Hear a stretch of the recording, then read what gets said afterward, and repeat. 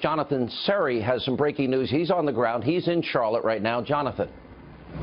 Hi, Sean. Police wanted to correct the record earlier this evening. They had reported that there had been a shooting, apparently involving a civilian on another civilian, reporting that one person had died in that shooting. They're now saying that the victim is still alive, but on life support, hanging on by a thread. So they wanted to get that information out, correcting the record. Again, this was not the shooting that happened tonight out here at the protest did not involve a police officer.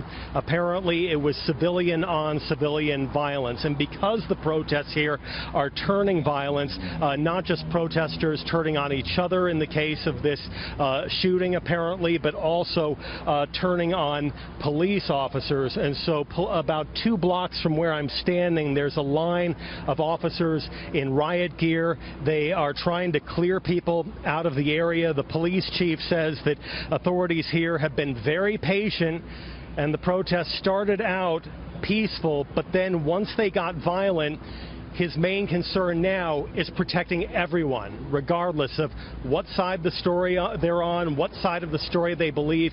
His responsibility is to all of the citizens and visitors here in Charlotte, and so authorities are trying to get people out of this area, get the protesters out, and prevent any more violence. Now, while there is this report of this very serious injured civilian on civilian case involving a shooting, they say that no police officers have been injured tonight. And that's a big difference from yesterday when at least 16 officers suffered injuries during protests turned violent, Sean.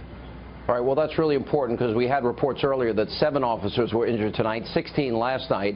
And also, we had the police chief was actually on the air in the last hour with Megan, and he had confirmed that this person was civilian on civilian violence. That part of the story remains the same, but the only thing that has changed, he did not die. He is, in fact, on life support and in our prayers, of course. Thank you so much, Jonathan.